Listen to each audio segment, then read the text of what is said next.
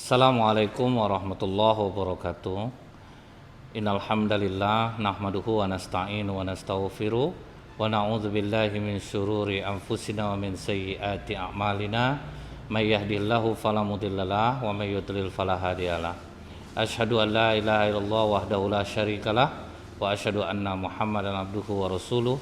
Allahumma shalli wa sallim wa barik ala hadzal nabiyil karim wa ala alihi wa sahbihi ajmain.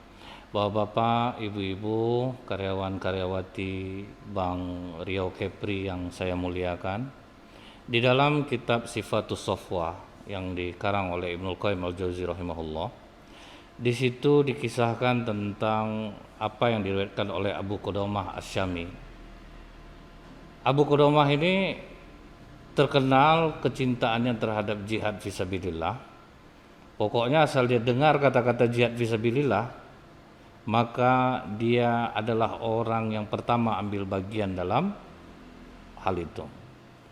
Jadi waktu dia sedang duduk di Masjidil Haram, ada seseorang yang bertanya kepadanya, "Hai Abu Qudamah, selama kau mengikuti jihad fisabilillah, ada enggak hal yang paling kau kagumi kejadiannya selama kau berjihad?"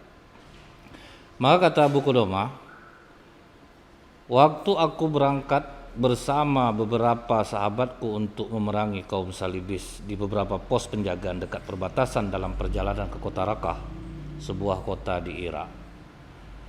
Di sana aku beli seekor onta yang akan kugunakan untuk membawa persenjataanku.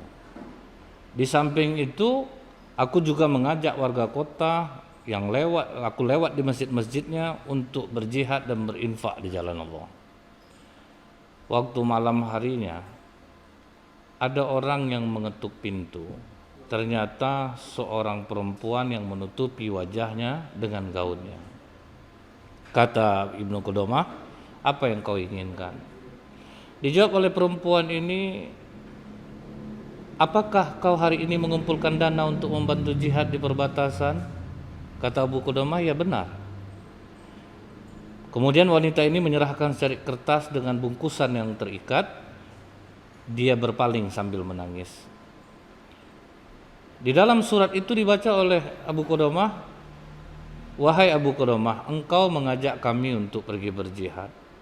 Namun aku tidak sanggup melakukan itu. Aku potong dua buah kuncir rambutku, kesayanganku, jadikanlah sebagai alat kekang tali kuda." Jadi dia potong rambutnya, kuncir rambutnya seukuran untuk tali kuda. Dia berikan kepada Abu Qudamah, "Aku tidak bisa menyumbang, tapi tolong jadikan tali ini, rambutku ini, kuncir rambutku untuk sebagai pelana kudamu di medan juang." Apa kata Abu Qudamah? "Aku sangat mengagumi semangat wanita itu untuk berjihad. Dia tidak bisa berjihad, dia minta tolong rambutnya bawa untuk menjadi kendaraan." Keesokan harinya, sewaktu Abu Qudamah hendak melangkah pergi, pas tiba di benteng Maslamah bin Abdul Malik, di belakangnya tiba-tiba ada seorang anak muda yang memanggil-manggil, "Paman, paman, tunggu aku sebentar." Maka Abu Qudamah pun terhenti, disuruhnya yang lain, "Kalian duluan saja, aku akan menyapa orang itu." Apa kata orang yang berkuda di belakang memanggil Abu Qudamah ini? "Segala puji bagi Allah yang telah mengizinkan aku untuk ikut bersamamu." Kata Abu Qudamah, "Apa yang kau inginkan? Siapa engkau?" "Aku ingin ikut bersamamu." Kata Abu Qudamah, "Perlihatkan wajahmu." Begitu dilihat oleh Abu Qudamah, alangkah kagetnya dia, rupanya ini seorang pemuda yang masih sangat belia. Mungkin umurnya sekitar belasan tahun saja. Apa kata Abu Qudamah? "Wahai nak, apakah kau memiliki ayah?" "Ayahku telah terbunuh di medan juang. Aku ingin bersamamu memerangi orang-orang yang membunuh ayahku," kata anak muda ini. "Ibumu bagaimana?" "Ibuku masih ada."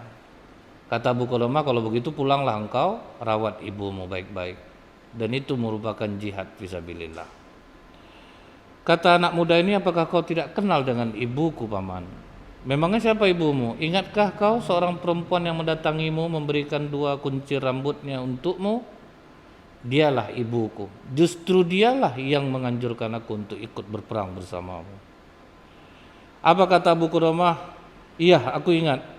Seorang perempuan mendatangiku semalam, kemudian memberikan 2 kunci rambutnya untuk menjadi tali kekang kudaku.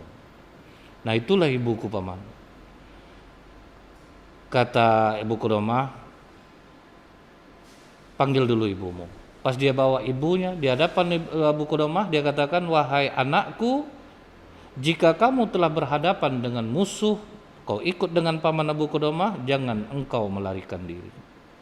Persembahkanlah jiwamu untuk Allah, mintalah kedudukan di sisi Allah, dan mintalah agar engkau ditempatkan bersama ayah dan pamanmu di surga. Jika Allah mengeranimu mati syahid, maka mintalah syafaat bagiku.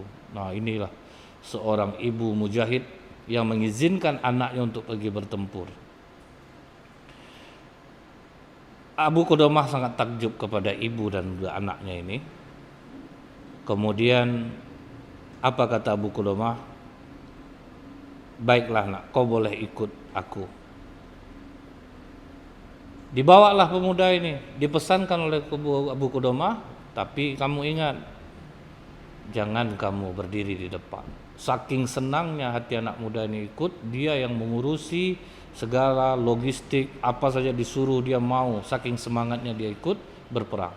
Nah, karena waktu itu sedang dalam keadaan berpuasa, dia minta izin kepada Abu Qudamah untuk menyiapkan makanan. Kata Abu Qudamah, kau sudah capek nak, dari tadi kau bekerja. Tidak apa-apa paman. Semua kaum muslim waktu itu menunggu, kenapa ini sudah mau buka puasa, tetapi masakan belum juga datang. Akhirnya Abu Qudamah datang menghampiri ke belakang, dilihat oleh Abu Qudamah, ternyata anak muda ini tertidur di tengah masakannya.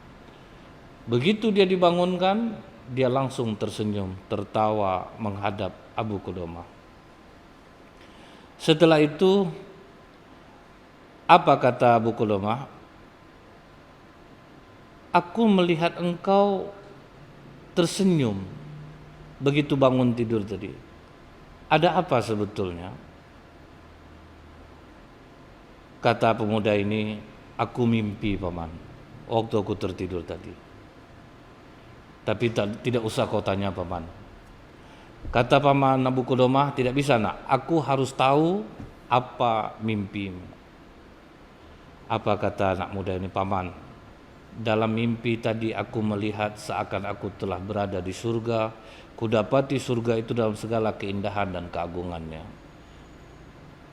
Pas aku jalan-jalan paman, belum habis aku terkagum-kagum, tampaklah olehku sebuah istana megah yang berkilauan, dindingnya dari emas dan perak, dan terasnya dari mutiara dan batu permata, dan gerbangnya dari emas.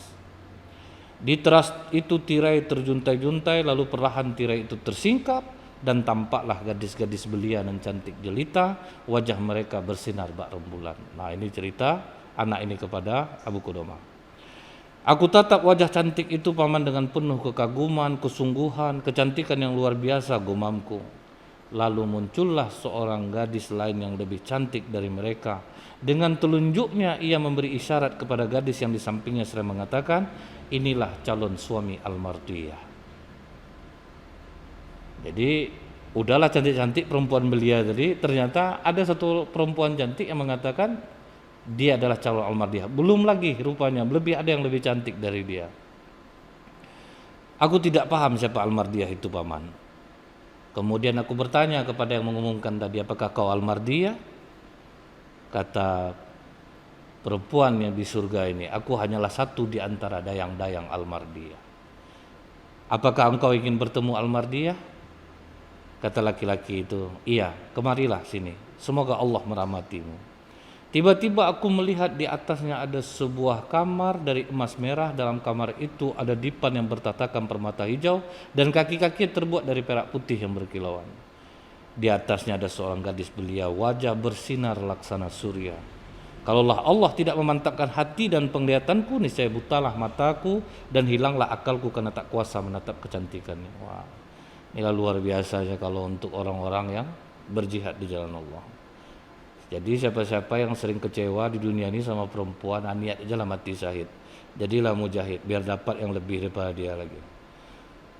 Tatkala ia menatapku, kata pemuda ini, ia menyambutku seraya berkata, selamat datang hai wali Allah dan kekasihku. Aku diciptakan untukmu dan engkau adalah milikku.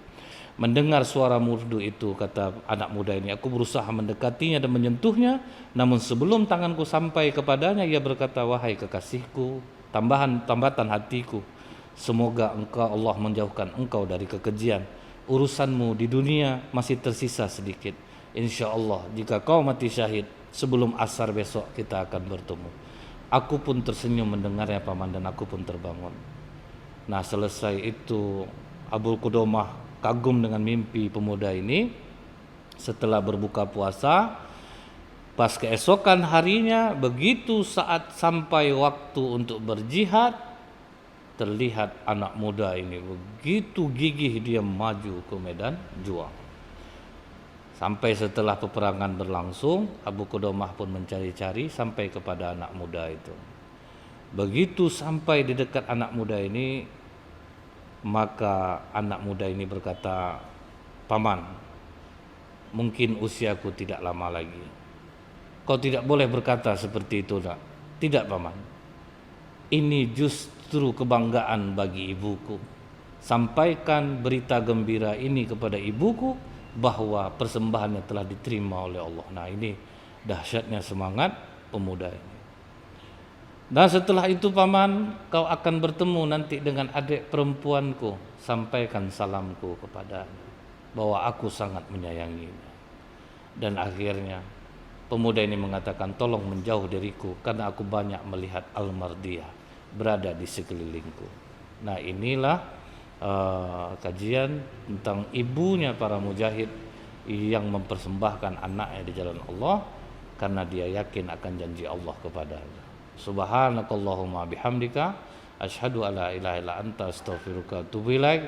Assalamualaikum warahmatullahi wabarakatuh.